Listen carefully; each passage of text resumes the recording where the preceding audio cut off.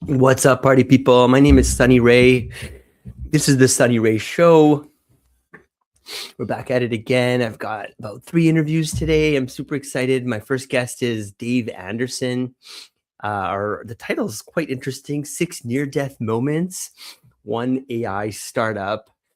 Dave spent his entire career on one problem, wearing different costumes. Fixed capacity colliding with variable demand. We're going to talk about this. He's the co-founder of EvenFlow AI-driven scheduling and revenue optimization for dealership service departments. So help me bring on Dave. Hey, Dave, how's it going, man? Good. Hey, Sonny Ray. How you doing? Cool. You said you're somewhere around Chicago, right? Yeah. I moved here like 26 years ago with planning to be here for 1 year, and here I am. So, probably never leave. So, My uncle lives out there, so I've been out there. I'm actually due for a visit soon. So, yeah. so Dave, why don't you kick us off? Tell me a little bit about EvenFlow AI. What is it that you're building? We'll keep it, kind of high level for now, but definitely gonna go deeper into it later on in the interview as well. Yeah. So just from your intro, just to give a little bit of a background or color for your audience, is that if you zoom out and look at a lot of different business contexts, there's fixed capacity that sits out there and often like spoiled. It can get spoiled. Meaning you can't it's not a widget that can just sit on the shelf waiting to be sold. So you can think of a golf course, right? Like if you don't have a tee time at 8 a.m., you can't go back at 9 a.m. and rewind the clock and sell that tee time at 8 a.m., right? So you've lost that quote unquote inventory. A lawyer can't go back in time and bill time, right? Like, an airplane can't sell a seat 30,000 feet in the air. So it's a fixed capacity. And then, it can get spoiled if it doesn't get consumed at its sort of time box, right? And then where these contexts get challenging is if you have variable demand, and that could be like when demand may want to naturally show up, right? Like there's a time element, like customers, 17 people might want an 8 a.m. tee time for golf course, right? But they can't all fit there, right? But they don't want the 2 p.m. tee time, right? So there's some variability from a time dimension. There's also a variability on a value potential, like not every transaction is created equal, or the lifetime value of that customer is not, equal. And then there's also like unpredictability that layers into this. And so this whole system is like, from those business contexts, you want to optimize the output of that capacity. That's how you make money, right? Like a lawyer sells hours, a golf course sells tee times, a movie theater sells tickets, right?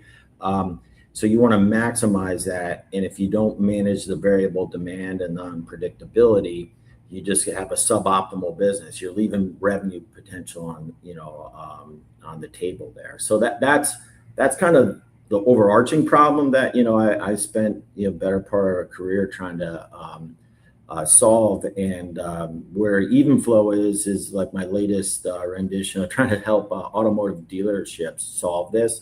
Where if you think about it, it's kind of the same dynamic. They have technicians who bill labor hours. So in some ways, it's similar to like a lawyer billing time, right?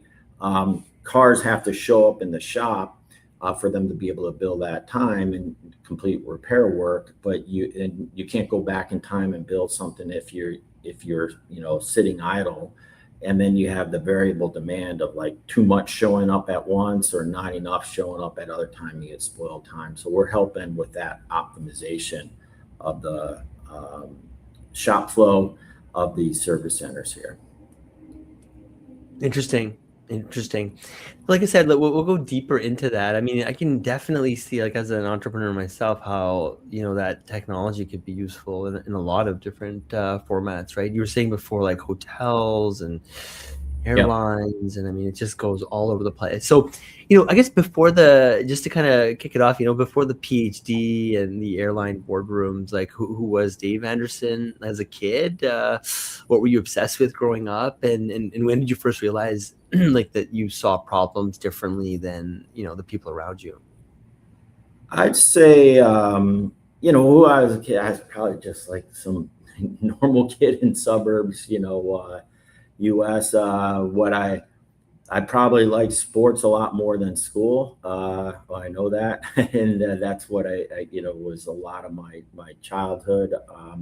And then I did pretty good at school, but like it wasn't like a passion. But then near the end of undergraduate, I kind of got into this like heavy math science area, and I really started leaning into it. And then it was during my PhD that I started seeing that I could I was solving some equations that like people hadn't been able to think through. We were looking at like these 81 dimensional partial differential equations, which is kind of like mind boggling. And I was applying some different mathematical techniques to like help solve them in a way that they were unsolvable for. So that was like maybe the first time I had some confidence that like maybe I have like a unique perspective on some things. So Actually, I was gonna ask you about that. So, like, what does spending years on an unsolved problem teach you about yourself? um, it it's really like confidence because and persistence and because like the thing that I was working on, there was no answer. So normally as a student you go to like a professor and you're just like, help me, I'm stuck. And my professor's like, I don't know the answer. No one knows the answer. You got to go figure this out, right? And so you just have to like yeah, it's persistence and confidence. And once you get through it, you're just like it does build a lot of confidence and know like, hey, I figured this one thing out. There's other problems here that if I just like keep working the problem, and make steps along the way, like we'll get somewhere, and don't give up, right? Because it's easy to give up. Like you're sitting at a blank screen, blank page, no answers. There's no book. There's no Google can't help you, right? Like there's no resource, right? So it's easy to give up there. But like you just start with like I had like so many papers where like the first thing, what do I know? Like what do I know? And just start from there. And then I ended up with like what don't I know? And then I kept working it. Super cool. So, how does a theoretical mechanics PhD end up as an executive at United Airlines? And can you walk me through the jump from academia into one of the most operationally like brutal industries on the planet? Yeah, I'd say you know, I like my research, but like what I realized is like the professors in my department, they love their research, right? Like Saturday morning, their hobby was to go into the office and do their research, right? Like that was like their like me time that they were so excited about, right? Um and I liked it, but I didn't love it like that, right? And I realized like well, this probably isn't, the right career for me. It didn't, fit, like that. So then I was like, well, what do I do? Because I'm just trained to be a professor. And at the time it was around the dot-com era. So there was like consulting was going crazy. And so I got lucky and I got into consulting. In business consulting, I knew nothing about it. I had never like worked in the business context, and now I'm consulting like Fortune 500 companies. It's kind of almost like laughable in some ways, but like I I did that for a while, and then it was kind of the same thing. Like I liked it, but it wasn't like I didn't love it, and it was like clothes that didn't quite fit right. Kind of the same thing with academia, and then I was like, oh well, maybe it's because I want to be in corporate America. So that's where like United was one of my clients at the time, and I jumped in. I went into biotech for a while, and then I jumped back. They recruited me over at United, and then I got into corporate America, and I was like, this is great, but it's still like the clothes didn't fit quite right. And then I got into from there entrepreneurial stuff, and that's where the clothes kind of have fit best for me. So That's awesome. So can you explain spoiled inventory the way you would explain it to, let's say, my 11-year-old? Like, why is an empty seat at takeoff worth exactly zero? And why did that one idea grab you hard enough to shape the next, 2 decades of your life? Yeah, just because it's kind of what I was saying earlier of like, you can't sell that seat 30,000 feet in the air, right? And so um, that opportunity cost, like in some ways, is like if you could get $1 for that seat, like if someone ran up to the gate at the last minute right before you close and you got $1, you're like better off than having it empty, right? It's just like it's a widget or a unit of your a product that you have that you can't sell because it's no longer available. Same thing like, a movie theater seat, right? Like if that seat was empty in the matinee, you can't sell it at 9 p.m. for the night. You sell it for the 9 p.m., but you can't sell it for the matinee show, right? You've lost that revenue opportunity. And so that idea, when I started looking at it, first at airlines, but then in other contexts, right? Like businesses of this dynamic, they lose a lot of revenue potential because, it's almost like if you were a manufacturer and you created widgets and like if you didn't sell it immediately, you had to go smash it and throw it in the dumpster, right? Like you just lose a lot of, opportunity costs and revenue potential from this. But it's like a hidden killer, right? Like it doesn't show up. Like if you made a widget and you threw it out, like that shows up in your, your financial statements, like the costs, right? But like that seat you didn't sell, like it's hidden, right? Like that missed opportunity or that hour you didn't bill if you're a lawyer, right? Like it's kind of this hidden thing, or the seat in the theater you didn't sell. It's like it's the phantom drain on your, financial statement.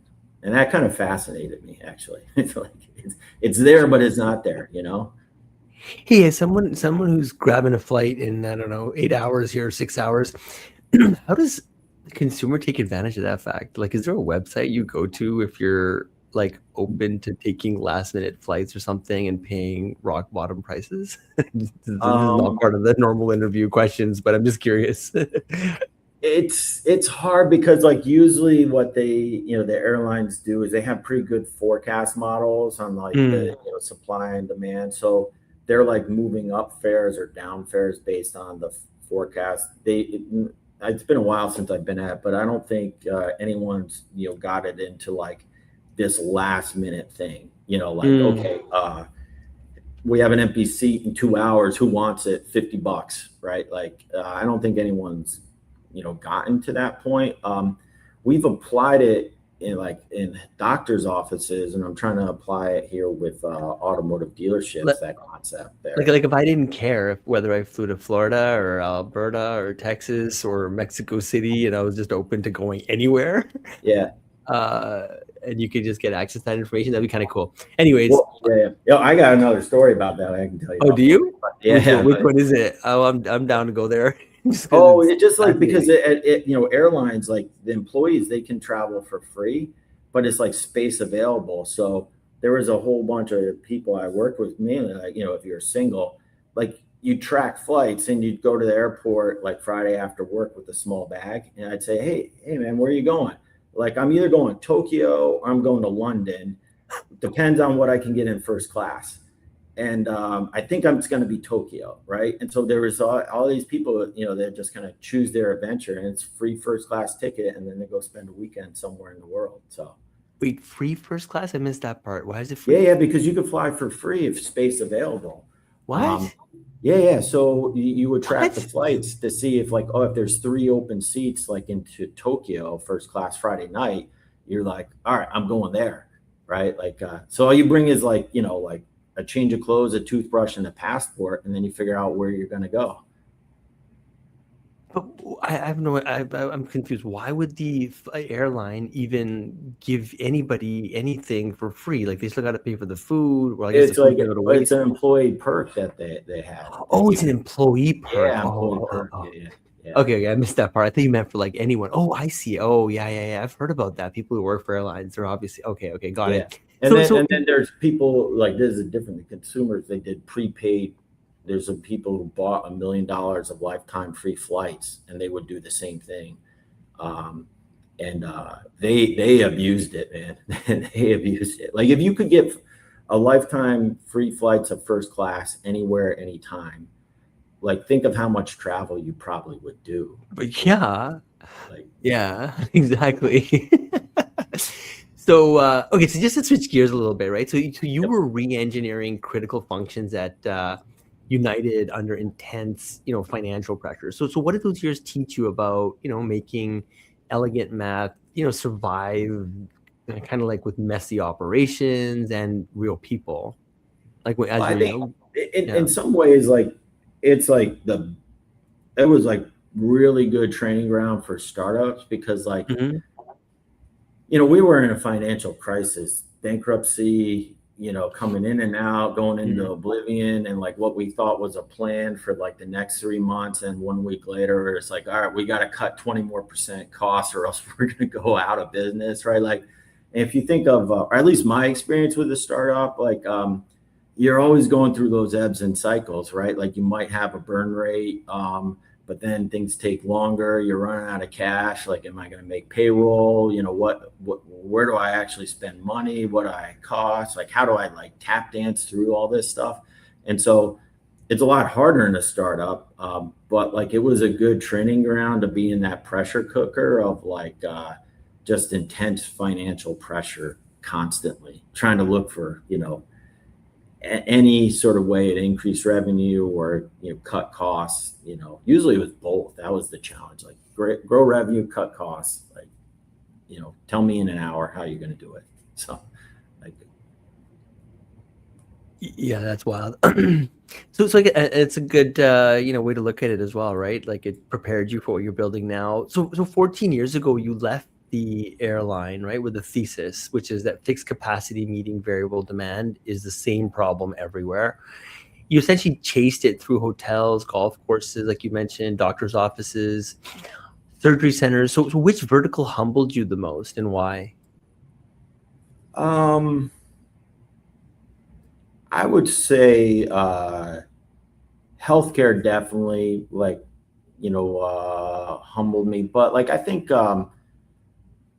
what's important, having worked in lots of different industries, and I did that also through consulting, is I kind of learned quickly that you have to be humble every industry you go into, because as an outsider looking in, it's easy to say, oh, that thing's all messed up, right? Like they don't know, but like, and usually every industry has their issues, right?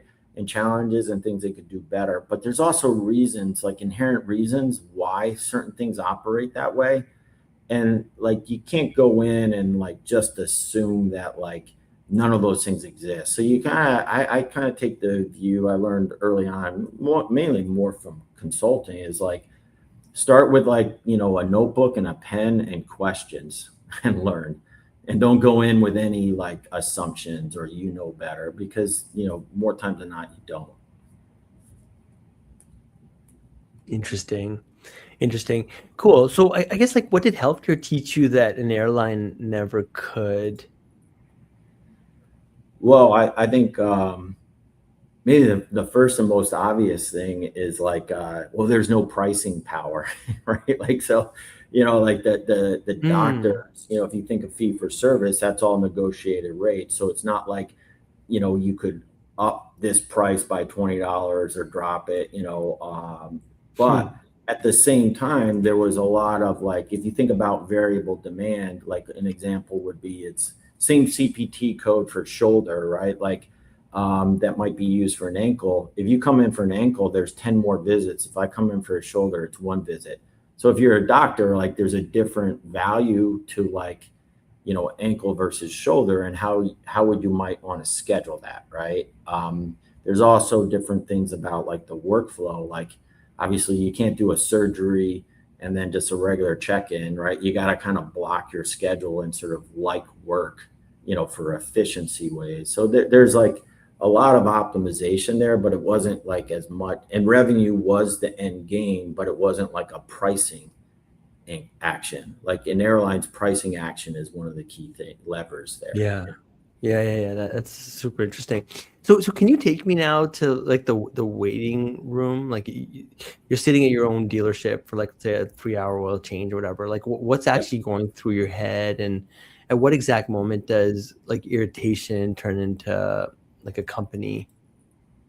Well, I guess So I wasn't necessarily irritated, but this is more from me being like a startup founder that's always a squatter. Like, so I was, I was like, anywhere there was Wi-Fi and free coffee, I'm like, I'm game. Like, this is my office. So like, the dealership waiting room wasn't so bad, right? They have lots of coffee, Wi-Fi. I'm like, I don't mind. But at the time, we were getting close to, thinking we're going to exit from the healthcare company, and there was, we were talking about like what's next, and there'd been different ideas of, we've been looking at it, and just from this experience, I was just like, well, maybe there's something there, right? Because like I know my oil change should only take like 30 minutes, but I was there for 3 hours. That kind of feels like, you know, maybe they could be run a little bit better. So, um, but at the time I wasn't mad. I was like happy. I was pounding coffee in at Wi-Fi, so I was just plugging away. Okay. So I guess you told me something counterintuitive when we first spoke, right? So more repair volume usually means lower profitability and a worse customer Yeah. experience for a dealership. So most people would say that's backwards. Can you unpack it for us? Yeah. So it gets back to like the matching the variable demand to the fixed capacity. And so if you don't put in the controls, like what happens is if you open things up, you get flooded with like vehicles showing up, and typically in the morning. Okay. And so you might get higher volume, but what we see in the data all the time is that the unit production goes down. So like the labor hours per repair order, or the dollars per repair order, they go down. And it's really because like they're looking in the waiting room, they see 8 people waiting, like for 3 hours, and they're worried about customer experience. So the only way they can move more volume through in the same time is to do less, right? So they'll say like, hey, Sonny Ray, like your brake pads, like, they're almost there, but like, you're okay. We'll see you in 6 months, right? Because they need to get you out of there. But like in reality, they're not doing you any favors. Like, you should probably get your brake pads changed for your own safety so you can operate your car, appropriately, right? So they kind of like, that's the hidden, cost to them, or the hidden like death to their business is like, they got your repair order and maybe they made like $100, but it really should have been like $300. And that extra money isn't like profiteering. It's things that you needed. Like you needed that brake pad, change. You needed your coolant fluid service done to make sure that your vehicle, is operating correctly. So it's not like it's everything in your own interest. It's just that they're skipping it because they're trying to move people through. I get it. I get it. So can you take us back to the beginning of this opportunity? So you knew essentially nobody in automotive, right? No Yeah. family dealership, no warm intros. You bet a dealership what, $3,000 that the product would pay for Yeah. itself or something. And yeah, you talk us through that story. Like, what made you that certain? And I guess what was the plan if you were wrong? So I guess like it was early on, and actually I didn't have $3,000, so I was like playing with money I didn't have, right? So it was, I was like laying it all on there. I guess I could have asked my wife, like, if we really lost it, like, hey, we got to write this check for this bet I lost, but that would have been bad conversation. But the company didn't have $3,000, but I needed something to get like, early adopters to say yes, and like it was something that caught this guy off guard because he's like, no one's ever bet me this. No one ever put money on the table, for it. And like, all right, fine, game on. So I just like, I was trying anything, and so that, like this worked, and they're a customer today, from it. But I was just trying to get, I don't know, action, something. I love it. I love it. So some of your earliest customers turned around and invested in the company, right? So what does that conversation sound like when a dealer principal goes from paying you to backing you, and what does it tell you that a VC term sheet never can? It So it tells me that like the product market fit is locked in, right? Like in that the people, our customers who run the business, they see the promise of what we're doing and how impactful it is to their business, right? And so they add conviction, for me. Their conviction gives me conviction, right? Because I usually their words are better than my words of describing what we do and the importance to its business, their business. So that was like, it keeps giving me spurts conviction. So you have said that EvenFlow is probably on its sixth life as a company. Yeah. Can you pick one of those like near-death moments and take us inside it and what actually saved you? I'll save the ones that are like the typical like cash flow problem that like I can go into all those stories too. But like one of the things, and this is where like when we started, it wasn't like there was a group of us thinking how we were going to do, manage this, but it wasn't clear, like, is there going to be a leader? Is there going to be like a subset team where like a sort of a committee was studying it, sort of, right?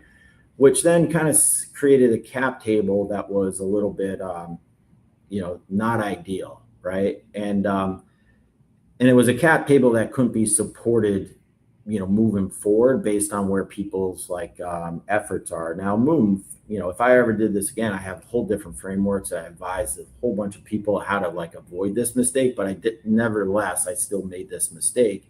And the cap table wasn't sustainable. Like we would have not been able to grow with that cap table. And so it was a lot of negotiation, a lot of frank conversations of just saying like, hey, this is what the business needs. Like, it's not about land grab. It's not about ego.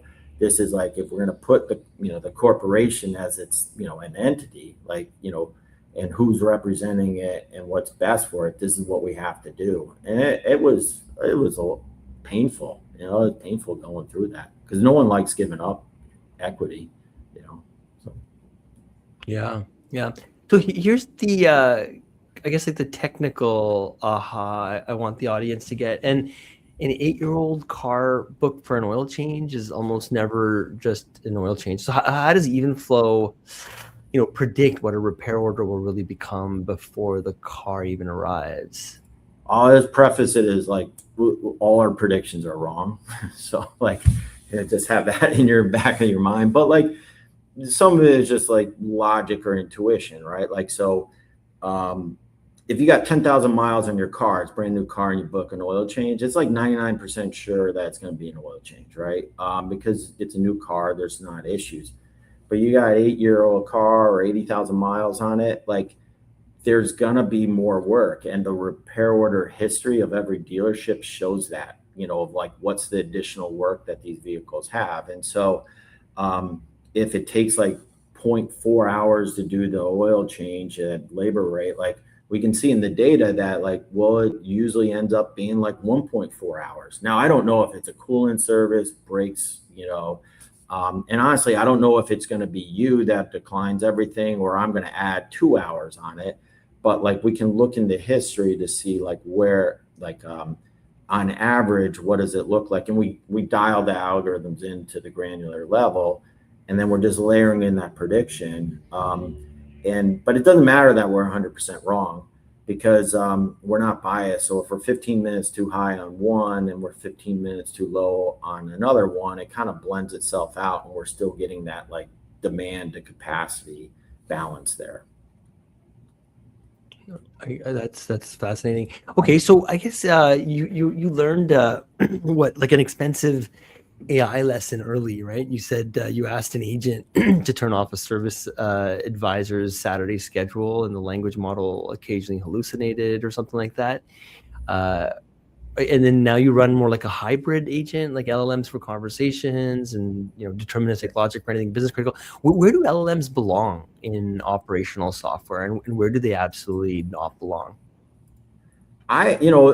Each kind of like week or month, like the LLMs, in operational workflow, I think it's very, very narrow context for it.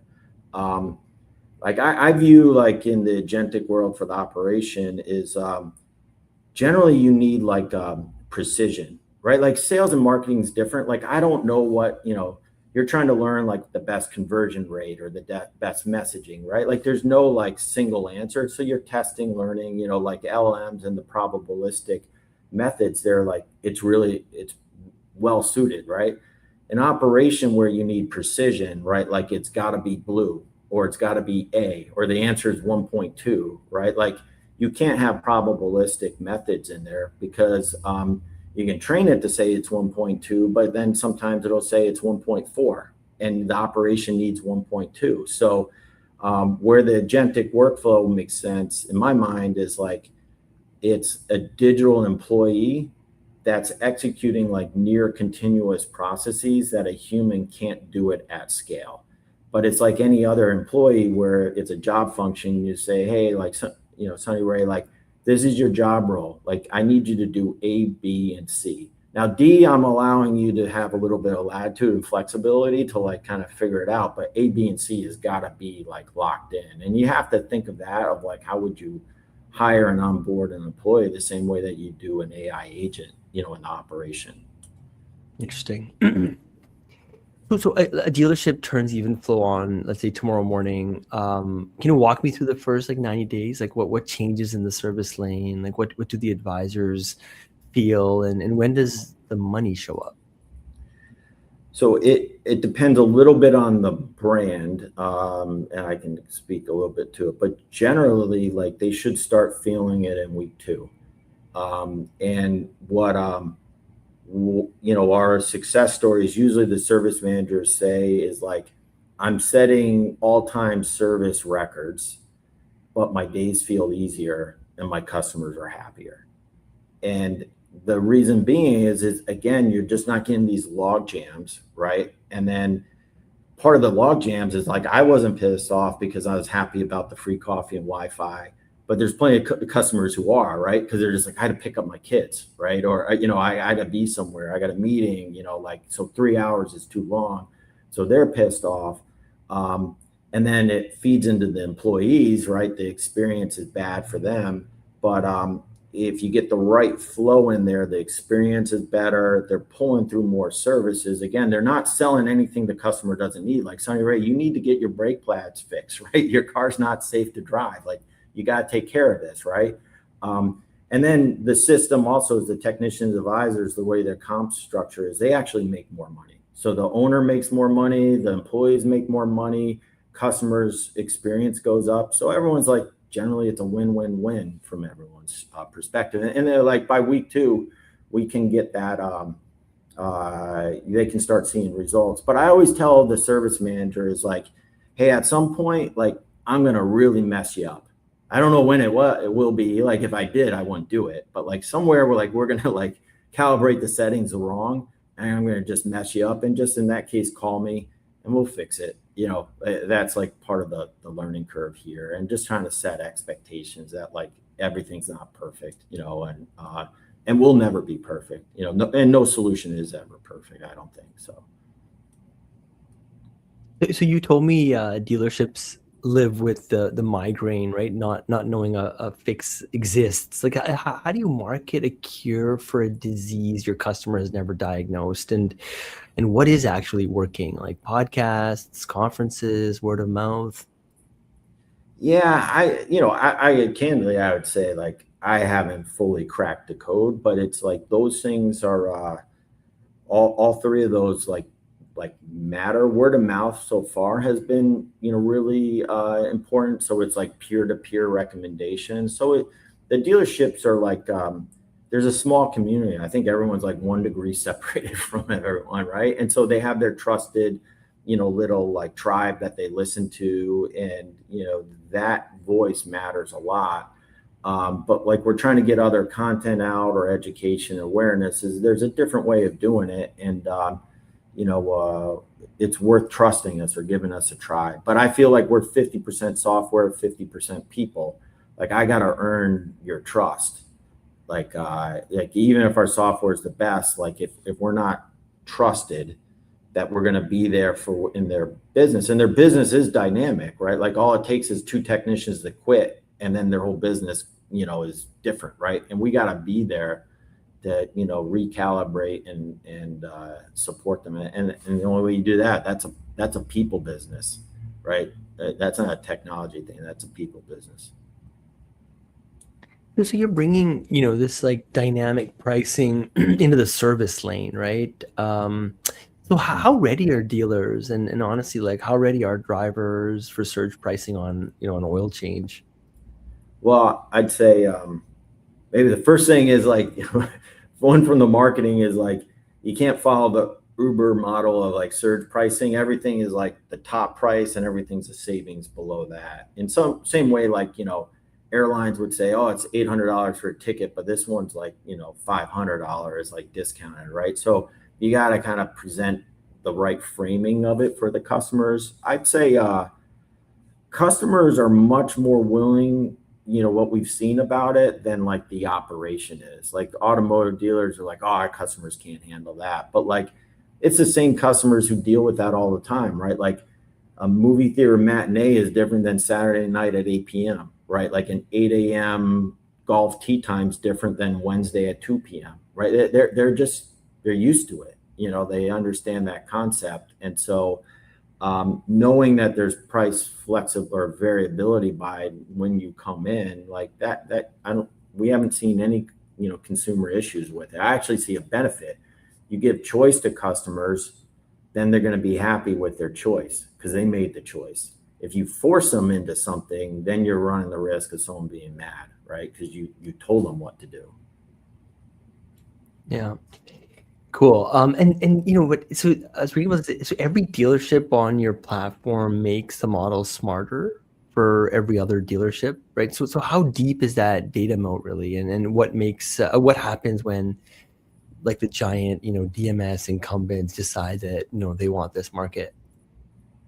So I guess in one way I even say like the dealer management systems, they're already in this market and they can, even with a marketing pen claim, whatever, like, and probably convince 80% of the market that they have it anyways, just because of their scale and girth. And so that's part of the education of fighting through that noise and like what's real and what's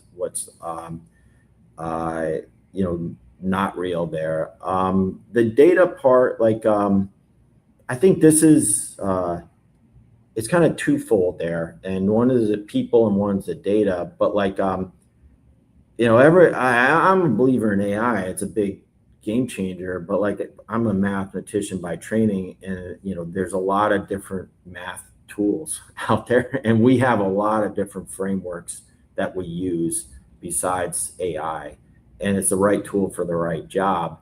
And so the data is one thing, but applying the right tool to solve that operational problem, that's a big part of our secret sauce. And then the other is honestly like we built this really flexible product with lots of use cases, but like it's the human side of like we learn, take notes. Like you might have the best idea to do something that's like really cool. And I talked to another dealer and he's got another idea. And I talked to another dealer, she's got an awesome idea. It's like this knowledge base of best practices or different swizzles, of how you to do things and how we can execute that and bring that to the broader network. That's like the hidden power that we're like, building here. Do you guys host your own podcast? Like, do you bring on these people that you're selling to onto the podcast and ask them, about like their operations and all that? No. You sparked an idea in my head that I should do something like this, like, because honestly, that's where like the word of mouth of getting others to like, listen to like, hey, here's 3 tips of things I've learned that are good, right? Like even if it's short, like that'd be pretty powerful, Yeah. So there's a permanent technician shortage and dealers can't, hire their way out of it, right? So is software the bridge? Like what does a service technician's day look like in, I don't know, the 2030 working alongside AI? Yeah. So this is the crazy thing. Like I don't want to dispute like the technician shortage because the way I look at it, it's more of an age thing, meaning that like there's not enough new labor pool coming in to replace the aging population of it. So to me it's a future labor shortage, but I don't see one right now. in a macros perspective, because every dealership, when I look at their data, their technician utilization is anywhere from like 60 to 75%. So like if you've got 10 technicians and you're only using 7 FTEs of it, my advice is like, well, before going hiring like 11th one, why don't you get like full production out of the 10 you have, and then see if you need an 11th one, right? And every dealership I've worked with, there's been that type of like 20, 30, 40% of like lost production capacity. Wow. Cool. So fixed ops is like $100 billion plus market, right? And you said the average dealership leaves what, something like 20% of its revenue potential on the table. So if EvenFlow wins, like what does taking your car in for service feel like 5 years from now? So it's actually I just saw the latest stats even bigger. So the dealership slice of the pie is 150 Whoa. billion, and the Wow. whole U.S. market is 400 billion. So it's like pretty big in the U.S. alone. Um, I think the where it goes moving forward, right, is just a better experience where like the customer, it's an optimal use of the customer time, right? And then but they get the needed services with vehicles aging and the car prices, right? Like less people are trying to buy more, so they need their car to last 12 years or 13 years, right? Like, so you got to maintain it, right? Like you can't have an air conditioner that you never change the filter on and expect it to last 20 years, right? It's gonna, so the car's same thing, right? It needs fluid changes, filter changes. So like, but it's got to be an optimal use of the time, and also like, an a real experience where like it's a trusted advisor of like, Sonny, right? Like, this is why we need to do this for your car, right? Like, here's the benefits of it. And you can always say no, but like there's a consequence downstream, right? Like you can choose not to change your air filter and your air conditioning, fine. But like you'll probably call me in 6 months and say it broke. So like, here, these are the things you need to do. And I think that's the part that customers like, they don't get the explanation, right? They don't get the reason why this is important because it's all rushed, and then it feels like, oh, you just tacked on these things and I don't know why I got it, or you skipped these things and I probably needed them, right? So it's a bad, experience. But moving forward, it's like, I think it's optimal use of your time and a trusted advisor relationship. Mhm. Yeah. Fascinating. Okay, so help me land the plane. I know we're at the end of our time here. So you've carried, one thesis for 14 years across 4 industries. Is automotive the destination, or one more kind of like proving ground? And for the founder listening who's, waiting for the perfect moment, what do you tell them? Um, I'd say like automotive isn't my last, stomping ground. Like I've already got a few other ideas that are percolating in my head. But I don't know, when the even flow journey is done, and I'm having a lot of fun. So, that's only like idle time of thinking, but I don't see in any context, like this is the last, like, stomping ground for myself. But for now I'm having a ton of fun. I'd say with any other entrepreneur, like when's the perfect timing, um it's like tricky because there's no perfect timing, right? But like you can do things to kind of set things up, like you can still work in your job while you're studying or trying to build something, so you're not just like jumping off a cliff and then you haven't solved the first three fatal flaws of your idea, right? And everyone's got fatal flaws of every idea, right? So how do you like de-risk it for yourself? But there is like literally no perfect timing, because I said this is like the clothes that fit me, but in a lot of ways I'd say this is an insane world to live in, right? Like I forgot, someone said this, but like, founders seek like security and safety, but yet they take on the most insecure, unsafe endeavor that you could possibly have, right? Like it's like illogical, so it'll never be easy. If it was easy, like, you'd have like 100% success rate with startups. It's just, it's a hard road to Yeah. go. So Definitely, definitely. Cool. Well, thank you so much, Dave, for your time. I see we have quite a few people listening live as well. Thank you all for tuning in. I really, really appreciate it. Dave, hang out for like 1 minute. I'm going to bring the stream to an end. Where do people learn more about EvenFlow? Where do people learn more about you? They can go to our website. It's EvenFlow, that's FLOW.ai, or they could email me directly. It's Dave, DAVEA, at EvenFlow.ai. And yeah, just drop me a line, and we'd love to chat. Awesome, Dave. Yeah, I really appreciate your time, and let's have you back again. I mean, you're such a great speaker. You're hilarious, and but you also, yeah, you drop bombs like all throughout. So I love it, man. It's I learned a Okay, lot from cool. you, and thank you so much. Yeah, like I said, just All hang right, out for cool. 1 minute. Thank you all. Yeah, appreciate it.